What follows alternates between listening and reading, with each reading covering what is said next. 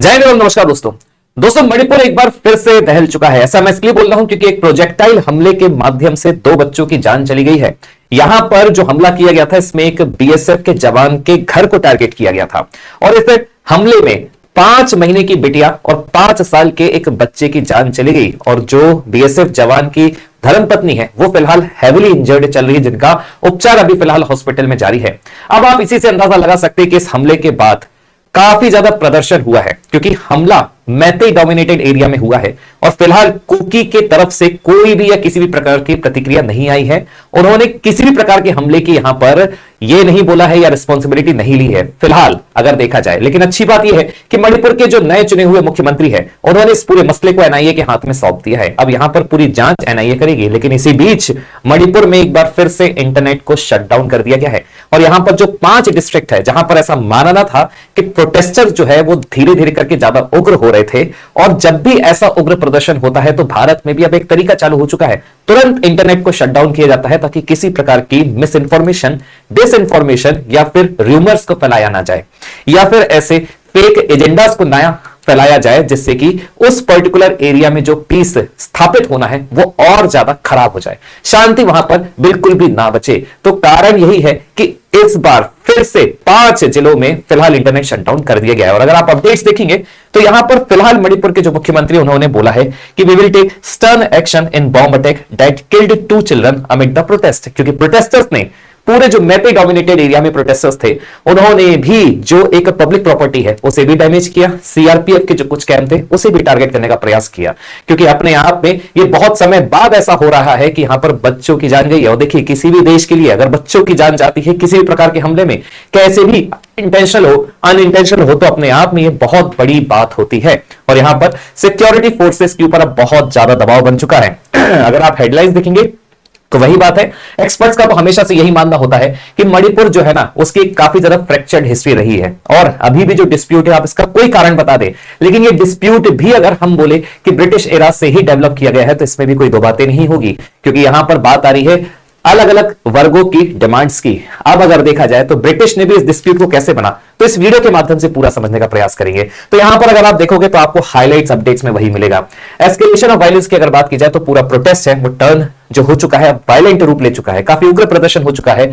Civilians भी इस दौरान मारे गए हैं क्लैशेस में। इवन सिक्योरिटी पर्सनल्स की तरफ से भी जब प्रोटेस्टर्स को शांत कराने का प्रयास किया गया तो कुछ सिविलियंस की मौत भी हुई है। और यहां पर देखिए मौत क्यों हुई है, क्योंकि सिक्योरिटी कैंप्स को यहां पर पूरे तरीके से सिक्योरिटी कैंप्स को भी डिस्ट्रॉय करने का प्रयास किया गया था बाय द प्रोटेस्टर्स। अब आपको मैं एक आंकड़ा बताता हूं कि अगर बात की जाए आंकड़ों की, means software freedom law centres जो कहता है कि जब से मणिपुर में वायलेंस स्टार्ट हुआ है लगभग 47 शटडाउन हो चुके हैं 2023 और 24 में, जो टोटल बताते हैं लगभग 5 घंटे के। अब आप इसी से अंदाजा लगा सकते हैं कि अगर बात की जाए तो भारत पूरी दुनिया में 9th नंबर पर आता है जब अपन बात करते हैं total duration of intentional internet shutdowns की। देखिए वैसे तो भारत में फ्रीडम ऑफ एक्सप्रेशन है, हम मानते हैं कि हमारा जो चौथा स्तंभ है वो मीडिया है, लेकिन उसी अगर चौथे स्तंभ की बात की जाए तो उसका अब इस तरीके से तगड़ा दुरुपयोग होना चालू हो चुका है कि एक छोटा सा मिस इंफॉर्मेशन एक बड़ा रूप ले सकता है। और यहां पर सरकार ने फिर से वही कदम उठाया है। इंटरनेट शटडाउन करके सरकार ने यह कोशिश करी है कि यहां पर किसी भी तरीके से ये जो मॉब मोबिलाइजेशन हो जाता है तुरंत मिस इंफॉर्मेशन के कारण, फेक वीडियोस के कारण, रूमर्स के कारण, डिसइंफॉर्मेशन के कारण उसे किसी ना किसी तरीके से रोका जाए। तो कारण यही है कि यहां पर फिर से अभी यह प्रयास किया गया है कि इंटरनेट शटडाउन फिर से कर दिया गया। अब देखिए ऑलरेडी मणिपुर गवर्नमेंट गुवाहाटी में कुकी जो काउंसिल्स के रिप्रेजेंटेटिव्स है उनसे बात कर रही थी। फिलहाल अगर यहां देखेंगे हुआ क्या है मैं आपको बताता हूं। The valley districts of Manipur was back in turmoil on Tuesday after 2 children of a BSF जवान वर किल्ड। 2 बच्चों की यहां पर जान गई है in their sleep in a bomb attack. अब फिलहाल इसे बॉम्ब अटैक बताया जा रहा है, लेकिन ये एक तरीके का प्रोजेक्टाइल हमला था और ये तभी हो सकता है जब इन्फिल्ट्रेशन हुआ हो उस पर्टिकुलर कैंप के पास, leading to a violent protest during which 2 more persons were killed and 5 injured when security forces fired on the agitators। और यहां पर फिर से सिविलियंस को टारगेट किया गया। अब देखिए जहां पर इंटरनेट शटडाउन हुआ है, पहली बात तो मैं उसको बता देता हूं कि मणिपुर के कुछ एरिया है, Imphal east, Imphal west, Thoubal, Kakching and Bishnupur, ये वो एरियाज है जो अपने आप में मैतेई डोमिनेटेड बताए जाते हैं। यहां पर देखिएगा कि क्यों ये शटडाउन का ऑर्डर किया गया, क्यों इंटरनेट शटडाउन का ऑर्डर किया गया, तो सीधा से यहां पर ऑब्जेक्टिव है to prevent the spread of disinformation, false rumours, circulation of images जो बहुत ज्यादा मणिपुर में वायरल होती है, हेट स्पीच को वायरल किया जाता है, वीडियो मैसेजेस को वायरल किया जाता है, ताकि अनरेस्ट को और ज्यादा इंसाइट किया जा सके और ज्यादा इंटेंसिफाई किया जा सके। और यहां पर वही हो रहा है, it add such content could facilitate mobilisation of mobs resulting in arson, vandalism, threats to life and property. The order followed the bombing in the Bishnupur district that killed 2 children, again triggered protest on Tuesday where 2 people were killed in police firing. जो protesters थे उनकी बात हो रही है। तो आप समझ सकते हैं कि भारत में ये जो प्रचलन चालू हुआ है कि सोशल मीडिया के माध्यम से या फिर किसी एक मैसेंजर के माध्यम से जो अचानक से मॉब मोबिलाइजेशन हो जाता है, और आपने देखा होगा कि एक टूल किट हमेशा रेडी रहती है, एक भारत में टूल किट हमेशा रेडी रहती है जो करती ही प्रयास है कि भारत में किसी ना किसी तरीके से मास लेवल पे अनरेस्ट क्रिएट हो जाए, ताकि लाभ यहां पर भारत की पहली बात तो इकोनॉमी, अतः इकोनॉमी प्रोटेस्टर्स को और जो प्रोटेस्टर्स के बाद का जो इंपैक्ट होता है उसको करने में सिमट जाती है। लेकिन फिर भी यहां पर प्रयास यही रहता है कि किसी देश को इतना परेशान करो कि उसका जो एक मुख्य एजेंडा रहता है वो पूरा इन्हीं सब चीजों में बर्बाद हो जाए। तो आपको ये बहुत लंबे समय से देखने को भी मिल रहा होगा। और देखिए, ऐसा नहीं है कि सरकारें कदम नहीं उठा रही होगी, यहां पर हमेशा जो काम किया जाता है अनरेस्ट का, ये बड़े प्लेयर्स के द्वारा किया जाता है। और आपको बहुत अच्छे से पता है कि जब अपन बड़े प्लेयर्स की बात करते हैं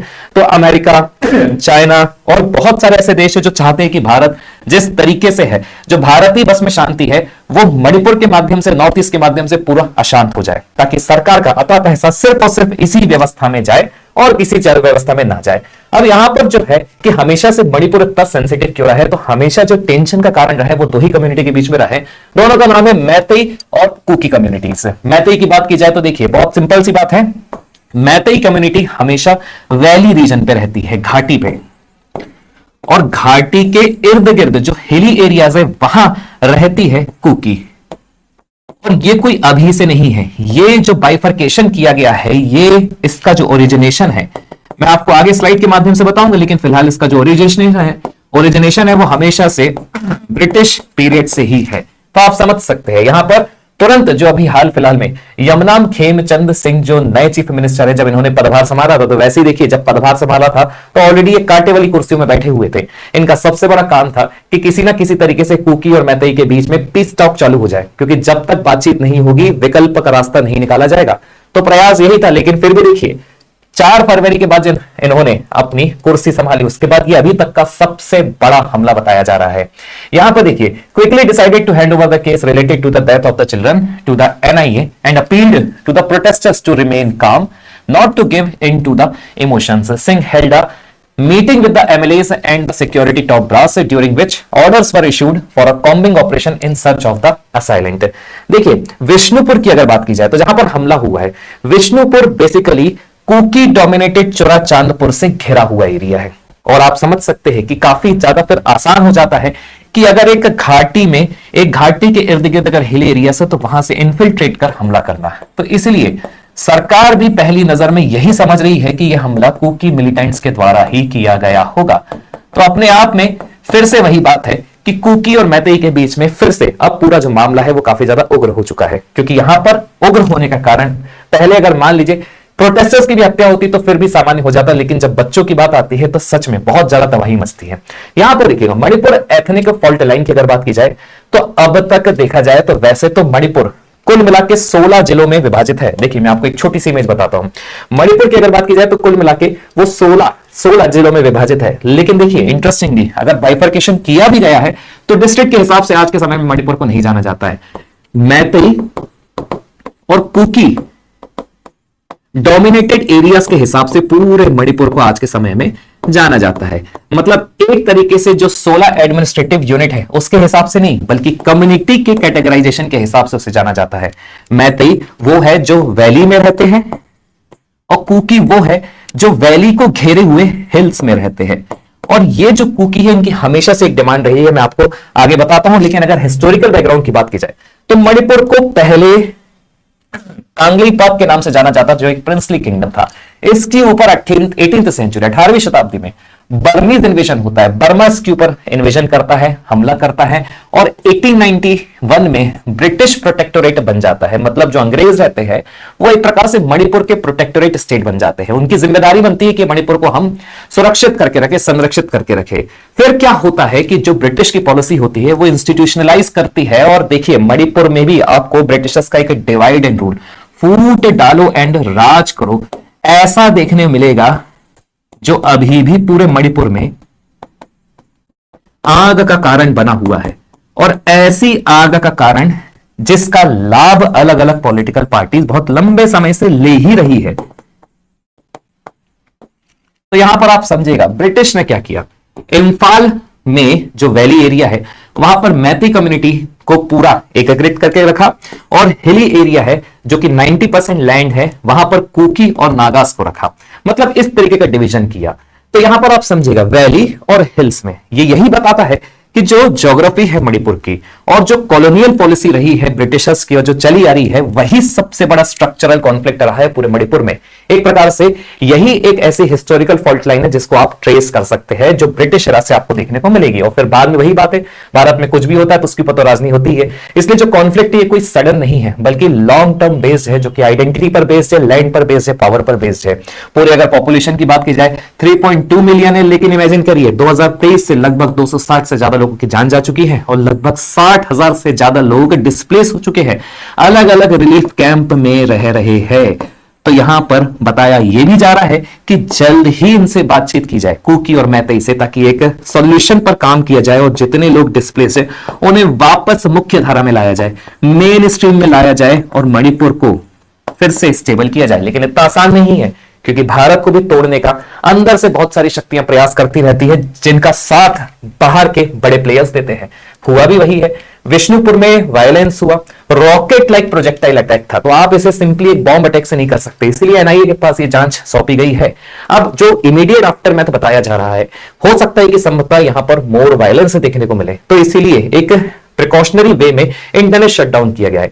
मैसिव प्रोटेस्ट तो चल ही रहा है, सिक्योरिटी फोर्सेस को डिप्लॉय कर ही चुका है, टीयर गैस को यूज किया जा रहा है ताकि पूरी सिचुएशन को कंट्रोल भी किया जा सके। अब यहां पर देखिए रूट कॉजेस की अगर बात की जाए तो देखिए हमेशा से पढ़ते आते हैं, एथनिक कॉन्फ्लिक्ट रहा है कुकी मैतेई के बीच में, लैंड इश्यूज रहे हैं हिली वर्सेस वैली के बीच में, पॉलिटिकल फैक्टर्स भी बहुत बड़ा कारण रहा है कि हमारी कम्युनिटी से कितना रिप्रेजेंटेशन रहेगा, किसके पास कितना पावर रहेगा, और सिक्योरिटी गैप्स जब जब रहे हैं तब तब इंसर्जेंसी बढ़ी है, फिर चाहे आप कुकी मिलिटेंट्स के रूप में ले या फिर किसी अन्य के रूप में दे। अब यहां पर देखिए कुकी जो council, the indigenous tribal groups forum ITLF, इन दोनों ने ही ये बोला है कि किसी भी तरीके का हमारा इन्वॉल्वमेंट फिलहाल नहीं है जो भी बॉम्ब अटैक हुआ है। ऐसा इसलिए क्योंकि जो बफर जोन है वो हाईली गार्ड रहता है सिक्योरिटी फोर्सेस के द्वारा, और ऐसी स्थिति में किसी भी एक व्यक्ति का इन्फिल्ट्रेट करके जाना और इस तरीके का अटैक करना ये पॉसिबल नहीं है, वो भी वहां पर जहां पर पूरा मैतेई डोमिनेटेड एरिया है। यह स्टेटमेंट दिया गया है फिलहाल KZC के द्वारा। तो अब आप समझ सकते हैं कि यहां पर अब बातचीत कुछ इस तरीके से हो रही है कि यहां पर जिम्मेदारी फिलहाल किसी ने ली नहीं है, इसलिए इन्वेस्टिगेशन एजेंसीज के पास यह मामला गया है। और भारत में देखिए, भारत में आप अगर मणिपुर की बात कर रहे हैं तो ऐसे आपको क्लैशेस देखने को मिलेंगे। मणिपुर में फिलहाल एथनिक कॉन्फ्लिक्ट चल रहा है कुकी मैतेई के बीच में। कश्मीर में बहुत लंबे समय तक पॉलिटिकल और सिक्योरिटी मसला चला है। कश्मीर में तो 370 देकर एक प्रकार से अमृत का प्याला पिलाया गया था जो बहुत ही विवादित रहा है, लेकिन जब से 370 हटी आपने देखा होगा ना पत्थर उठ रहे हैं, और जब पत्थर नहीं उठते तो लोगों को रोजगार देकर कश्मीर को भी मुख्य धारा में लाया गया है। तो वहां पर तो मेन पॉलिटिकल सिक्योरिटी आप बोल सकते हैं फॉल्ट्स थे। और छत्तीसगढ़ की बात की जाए तो ऑपरेशन ब्लैक फॉरेस्ट के माध्यम से माइस्ट इंसर्जेंसी जो चली उससे छत्तीसगढ़ प्रभावित रहा है। देखिए हर तरीके से अगर किसी स्टेट में वायलेंस हो रहा है तो सबसे ज्यादा नुकसान होता है आम लोगों का, सिविलियन लाइफ्स का, डिस्प्लेसमेंट होता है, इकोनॉमिक डिस्ट्रप्शन होता है, और फिर जनता और सरकार के बीच में जो ब्रेकडाउन ऑफ ट्रस्ट होता है उसे वापस से रिडेवलप करने में बहुत समय हो जाता है। तो अपने आप में ये जो व्यवस्थाएं होती है ये बहुत नुकसान पहुंचाती है हर एक सरकार को। चैलेंजेस यहां पर सिंपल से है, जब नए मुख्यमंत्री चुने गए थे उनका सबसे बड़ा चैलेंज था कि किसी ना किसी तरीके से लॉ एंड ऑर्डर को मेंटेन किया जाए ताकि जितने भी लोग हैं, जितने भी सिविलियंस हैं, उन्हें मुख्य धारा में लाया जाए, मेन स्ट्रीम में लाया जाए। कैसे कर सकते हैं? एस्केलेशन को प्रिवेंट करके, जल्दी तुरंत मसला सुलझाकर। अब यहां पर कैसे हुआ है? इंटरनेट को शटडाउन करके, एनआईए के पास मसला पहुंचाकर, सिक्योरिटी और जो लोगों के अधिकार है उसे बैलेंस करके, क्योंकि इंसर्जेंसी जहां पर होती है वहां पर बहुत मुश्किल जाती है सिक्योरिटी फोर्सेस और जो सिविलियंस उनके बीच में ट्रस्ट स्टेब्लिश करने में। वे फॉरवर्ड यहां पर सिंपल सी बात है कि कम्युनिटीज के बीच में बात करना ही सबसे आसान यहां पर विकल्प है, और ट्रस्ट डेवलप करना सबसे ज्यादा जरूरी है, ताकि एक ये तभी हो सकता है जब बेटर आपके पास कोई इंटेलिजेंस नेटवर्क हो, फिर भले वो सिक्योरिटी फोर्सेस के द्वारा स्टैब्लिश किया गया हो या वहां पर लोकल के द्वारा स्टैब्लिश किया गया जिसमें पुलिस की भी इन्वॉल्वमेंट है। इसीलिए डेवलपमेंट इनिशिएटिव्स ऐसे एरियाज में बहुत ज्यादा जरूरी हो जाते हैं। कंक्लूजन की अगर बात की जाए तो देखिए, ऐसा नहीं है कि सिचुएशन यहां पर नॉर्मलाइज हो चुकी है, बल्कि काफी ज्यादा फ्रेजाइल है, काफी ज्यादा नाजुक है, और अगर ऐसी स्थिति में संभाला नहीं गया तो फिर आपको वही 2023 वाला मणिपुर देखने को मिल सकता है। तो कमेंट करके दोस्तों जरूर बताइएगा कि जब से ये सिलसिला चालू हुआ है सच में बहुत ज्यादा ये sensitive issue national security point of view से भी भारत का बन चुका है, क्योंकि लाभ यहां पर जो ले रहे हैं वो दूसरी शक्तियां ले रही है, आप इसे बहुत अच्छे से जानते हैं। तो कमेंट करके जरूर बताइएगा इस पूरे मसले पर आपका क्या सोचना है। जय हिंद एवं वंदे मातरम अगेन।